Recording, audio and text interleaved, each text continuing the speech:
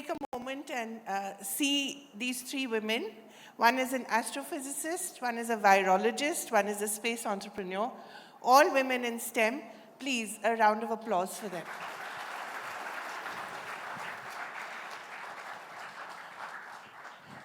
It's such a privilege to be here with all of you. I'm particularly delighted that this panel has happened. I want to begin with you, Priya, because you're the one who's up there on the big screen in the vaccine war. How did you feel when you saw yourself on screen in a way played by Pallavi Joshi? I think a lot of emotions were displayed on that movie. It just brought back a lot of memories of the hard times of the pandemic because we were so thick into it, you know. So it brought back a lot of mixed emotions, I should say. A sense of satisfaction, an accomplishment, and also that, to be very frank, I felt a lot of the other heroes who worked could not be depicted in Only the movie. A woman will say that. Yeah. A man would never say that. I felt that there were many unsung heroes who were not depicted in the movie. That made me a bit sad. But it was also very interesting that, at least your character in the movie says virologists are not like space scientists. You know, you don't send a rocket up. You don't send a rocket up, you're always a bearer of bad news. Usually that, this is a terrible virus, it's going to kill you. That's a fact, right? Yeah, I suppose for both space scientists and for virologists, there is very little margin for error. Yeah. You can't be very sort of brusque and rash about saying we have a virus or we don't have a virus. Or we have a vaccine or we don't have a vaccine. So I think that we need to take this with a great deal of caution. And actually when we actually told the ministry that we had the virus in the country, I had 2 labs testing it simultaneously with the same set of samples. And only when they concurred was I ready to announce it to my boss in Delhi.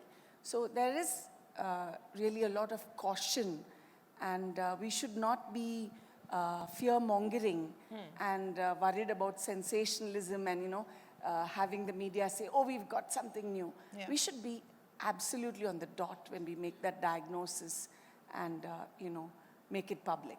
Right. So I think there is precision involved in both fields.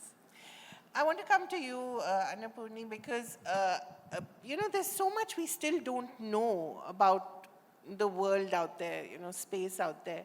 And you think that, okay, when I was growing up, I knew Pluto was the last planet. Now we're told it's what? A dwarf planet. I don't even know what that means. But there's so much we still don't know that's out there. It's both exciting as well as a little nerve-wracking, isn't it, for a scientist? Yeah, so that is what is very fascinating about astrophysics, astronomy and astrophysics and space sciences in general. We are trending into a space of unknown. It's not like you know something and you are stretching it to and extrapolate into something where you know a little bit, but you can go to another one. So here you're plotting something on a 2-axis plane. Both are unknown. So you don't know where to start, where to pinpoint. So you normally start with where you go, but you have to keep an open mind all the time because you can be completely, your ground can completely change. Right. So that realization the scientists always have, but they are also ambitious and ready to take challenges because most of the time we'll be doing something for the very first time. So we can't encounter people who will say that, no, I can't do it because I've never come across it. But that's the day-to-day thing of we have never come across it. You've never, exactly. No one has done that before. Yeah, right. So that's what's exciting. But yes. Are you sometimes fearful or is that the challenge? No, it is initially difficult because when you talk about the scales, the numbers, the temperature or the distance or the time, when you talk about, the numbers don't make sense to you at all. Right. And people get really confused. Even children newcomers trying to figure out what is happening in the field, we're completely confused. But it is just the acclimatization to those numbers. Once you get into it, you get more and more consumed into it. Right. And you get more and more passionate about it, and you get used to it. So that's the most exciting part of it. And that is what the wow factor which also astronomy brings in. Yeah. I know, we just look at the stars and you're probably No, saying, but what is behind that? No, that's what I wanted to point out also. Even that is even robbed off, because I just want you to step out tonight and see how many stars you can see in the night. know. You cannot. You can't. But growing up, I have seen so many stars, and that's what made me passionate about astronomy. But I think we have to bring that night sky full of stars to be visible to everyone. That's just not there now. Yeah. So what do you do? We have to create spaces where we have access to night sky, and we have to be cognizant of the fact that the light we are putting out there is not to, throw light into the sky and waste the energy out there. Where you have to light, the light has to go there, not to places where you really don't want. Right. So we have to be cognizant about it. We need to do something, and we need to create spaces where children actually do not even know that there are stars out there in the sky. Right. It's in that situation. Right. So we have to create spaces, we have to be cognizant, we have to be, actually it can save a lot of energy. We have to go in that direction. Right. Srimathy, I want to bring you in because you've actually been up there, right? You've done a zero gravity flight. Yes. Yeah, so tell me about it and what made you a space entrepreneur? Kaveree, before I start, can I just ask a question to these children sitting behind? Sure. I think we need to awake most of them sitting there. So, I think I should stand up. Well, yes. Can I see some girls raising their hands and telling me one name of a scientist, a woman scientist who was behind the Chandrayaan-3? Okay. No Googling. No Googling. Children? Okay. So who is called the Agniputri of India? STEM and women. We are talking. Yeah. And why? Yeah. Why? Because it is not. Boost is the secret of my energy. I get to see Tendulkar. I get to see Dhoni. I get to see everybody. How many of you get to see Tessie Thomas? Yeah. How many of us get to see Dr. Annapurni? Vidya, who? Priya, sorry. So we are not there in the main picture. Scientist means, we run this competition called Young Scientist India. Sorry, I know you asked me about zero gravity, no. but I Go thought ahead. this is more important Absolutely. here because we run this competition called Young Scientist India.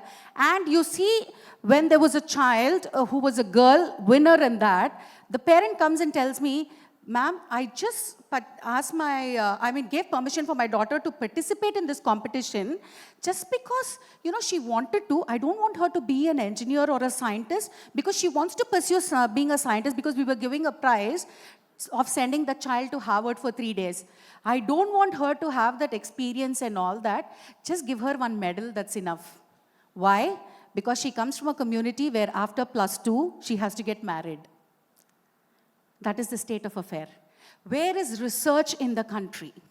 See, I started working on satellites and everything. Initially, I was an experiential trainee where I would, the ambassador for NASA, ESA, and GCTC camps. So I was taking children from India. I was very proud that, oh, wow, I became the ambassador for NASA space camps and everything, so I'm able to take children from here. But continuously taking children there, what am I succeeding in? What is the next goal? What is the next path? It is just you learn, come back, forget. So I thought we should start building satellites and rockets. So satellites and rockets are a private organization. How can you do that? And who is going to trust you? So that is where I started fighting from the scratch with the system. And I said, it's okay. You don't put my name because I'm not an engineer. I'm not a scientist. I'm a commerce graduate.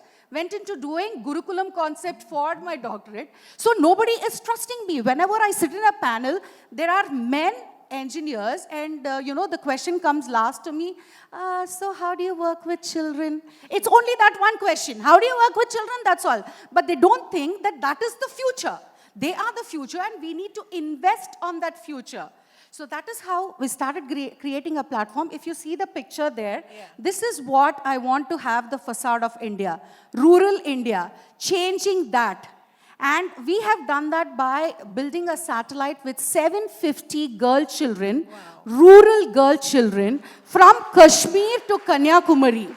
I was in the ICCU where I don't know whether I was going to come out alive. But I made the project proposal there. I convinced ISRO. I told them we want these girls to be building the satellite.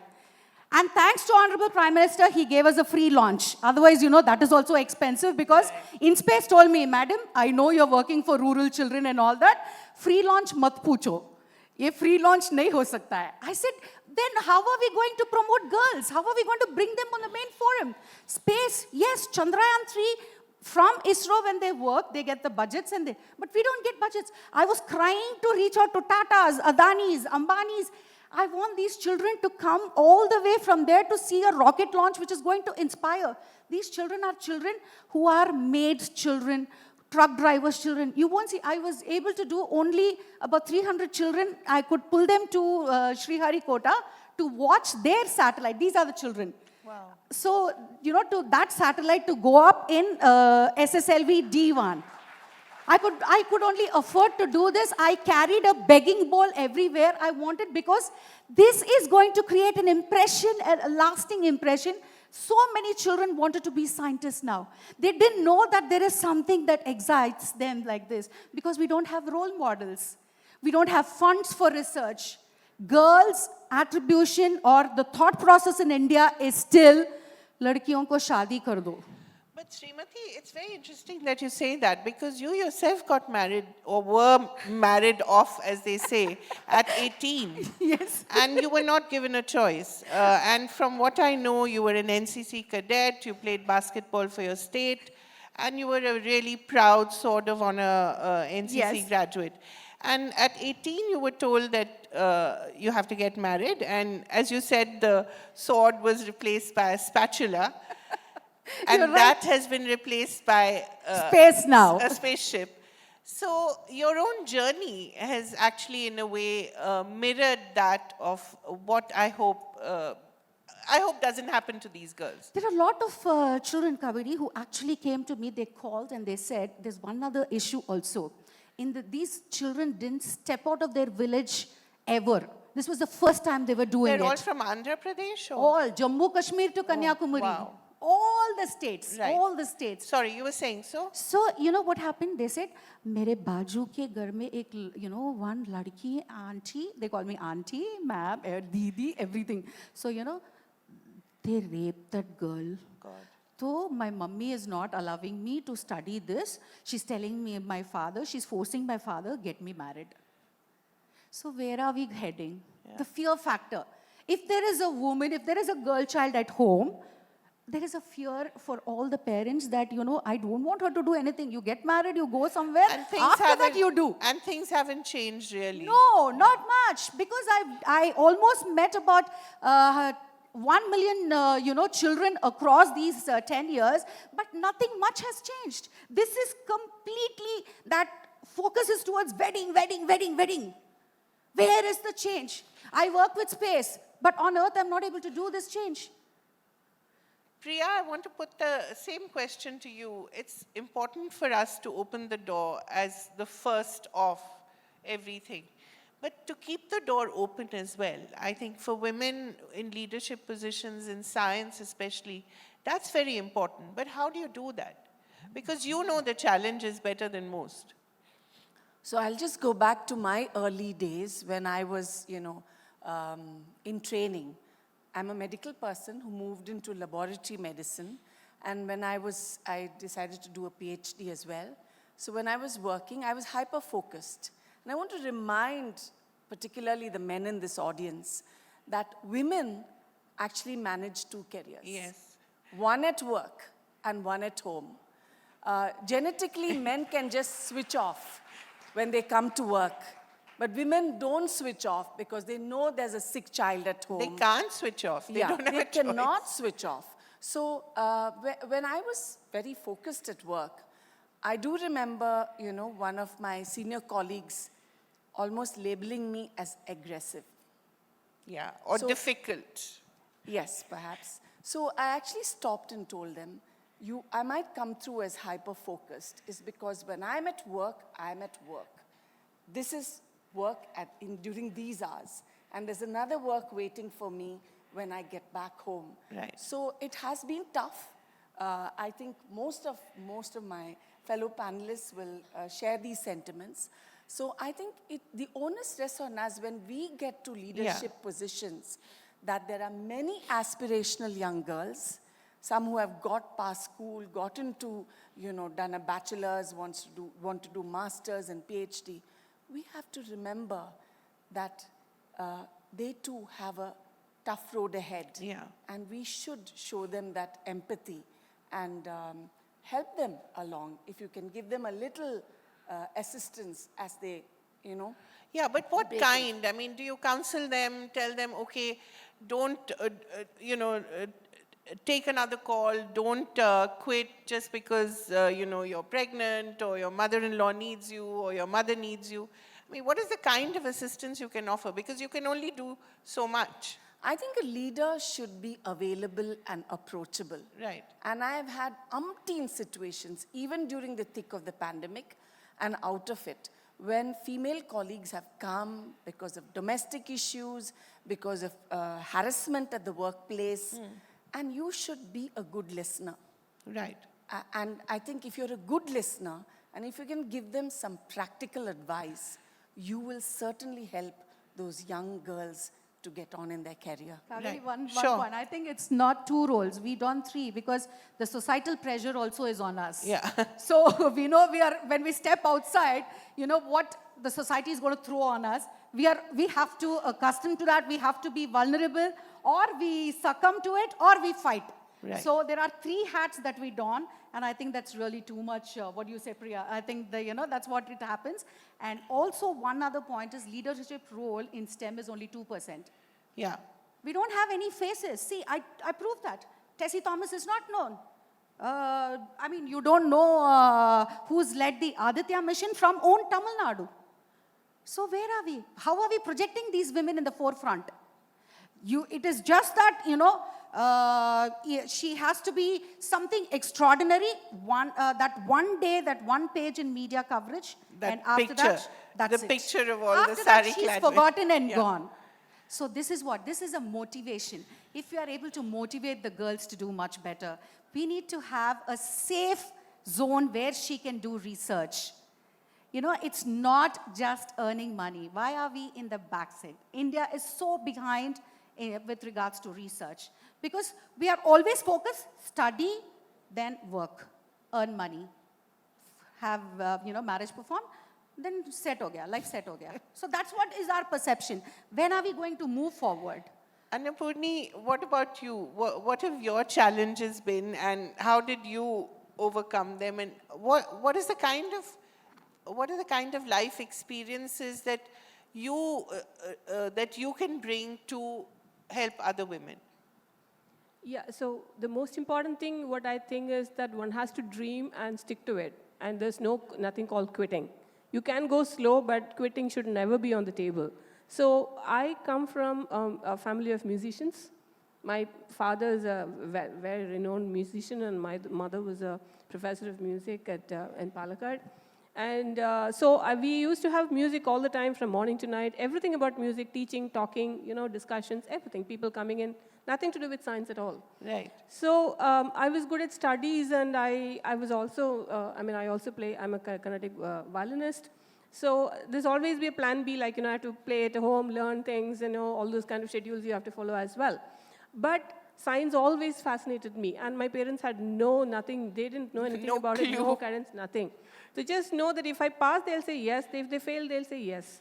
Both of them are accepted. There's no encouragement as such. So I used to get really, very agitated at home because, my God, I've come top in the class and this is the response I get from home. Somebody else is saying, why are you not top of the class? Right. And the parents are like, you have to be at the top of the class, and you have to, and they give some, prizes or whatever, some encouragement.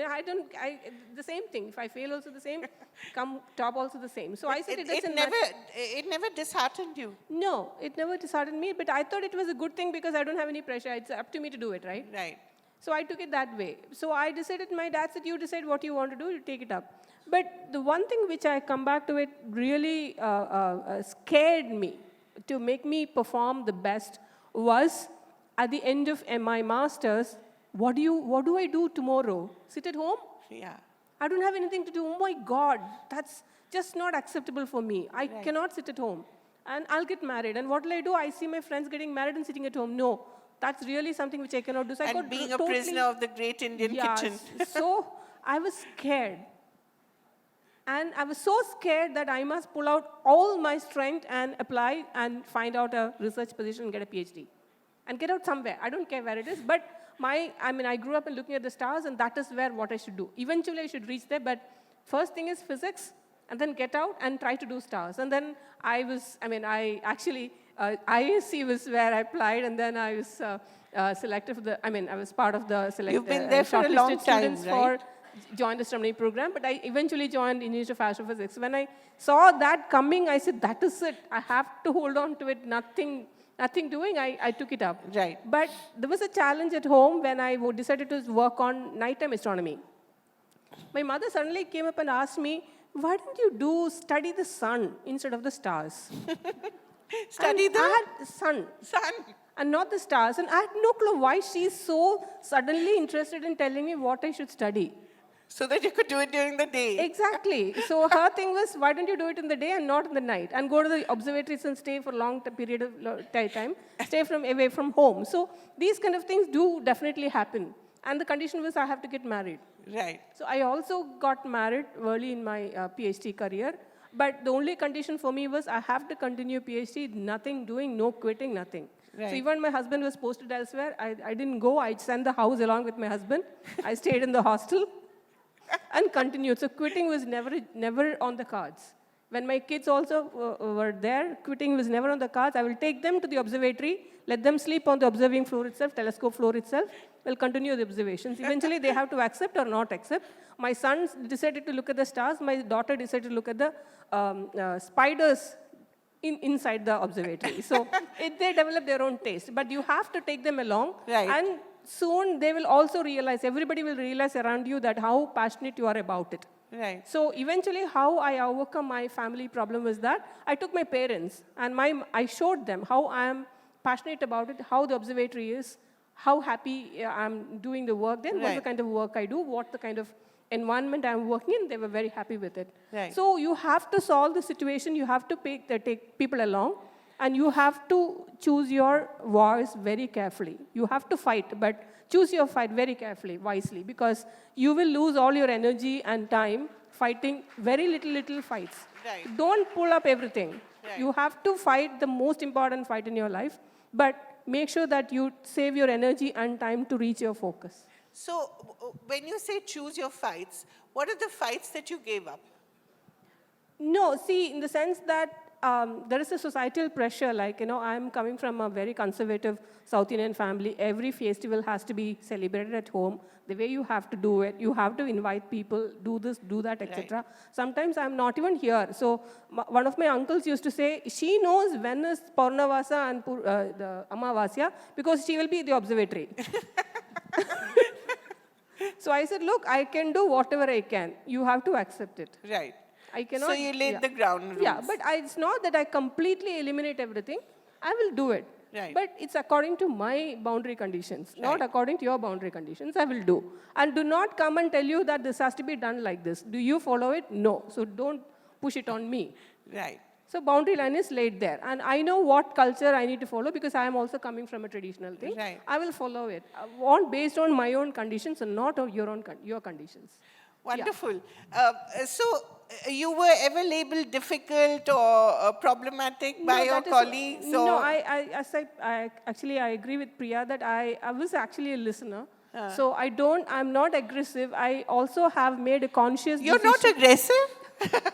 No, not in the sense that I don't go pick up the fights or anything. I just listen and try to solve it without Silently fighting. aggressive. Yeah, silent aggression. So try to figure out what it is, convince them, and then if I don't convince them, I just walk out. I'm not interested in fighting.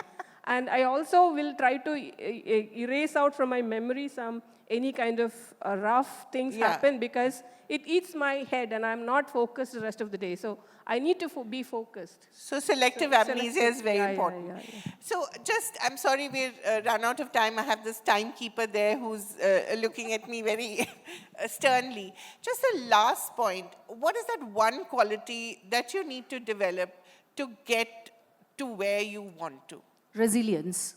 Absolutely resilience, I would say. Because, there are numerous things that will pin you down. And if you succumb to that and if you fail, then you're a loser. Life is just once. You're just born once. Make it to the fullest. So this is what I keep telling all the younger generation. Come what may be. Whatever you want to do, you can do it. It is just your way or no way. No way, not even the highway, it's no way. So just be there. Just keep at it. Yes, you don't need to be vocally fighting, as Ms. Annapurni mentioned. Silently wage that war. Because, initially when I started for these satellites, people didn't trust. They told me, if you're going to be sending a balloon satellite, you will be behind the bars because you're dealing with children, they don't know calculations, you think you can do this. And they took a bond. Seriously, they took a bond of 10 lakhs, and otherwise, if anything happens to the aircraft or anything, you'll be behind bars. I said, yes, I will do it. I will sign the contract. Because if we don't take that one step, we are pushed behind. Right. Priya, because science is all about accepting failure as well, accepting your limits. Absolutely. So, similar to what Srimathy said, it requires grit and inner strength. Right. To hang in there, yes, failure is part of the game, and success doesn't come overnight. So just hang in there and it will eventually meet you. Another advice I would give to young aspirational girls, especially in the field of STEM, is to try and choose a role model, a woman role model in your field, and you become the mentee and she becomes your mentor, and get some practical advice, along the way. Who was yours? I had a lady pathologist who was very, very sensible. She was an outstanding doctor, but she had heaps of common sense. So I think, attach yourself to a person, somebody who's achieved a significant amount despite all the challenges, and they will give you plenty of pearls of wisdom. Wonderful. Annapurni? Yeah, I didn't have any role models as such, but my take is that life is a package deal. You need to take everybody along. You cannot leave your life aside and do your career, or leave you have to take everything along. And women can do it. Yeah. We can do it, and we actually learn a lot in the process. Much more than someone who has not taken that path. Right. You get really wiser and able to listen, be empathetic, and more trying to figure out how you can solve the situations, because you're doing it every day in different situations. So take it along. You can do it. You just have to hang on there, and then don't quit. So be at it. Yeah. Wonderful. Don't quit, hang in there, and be resilient. Wonderful advice. I think all of us should take it regardless of which field we're in. Thank you so much, ladies. And please do stand up once, and let's take a nice photo of all three of you together. Thank you so much.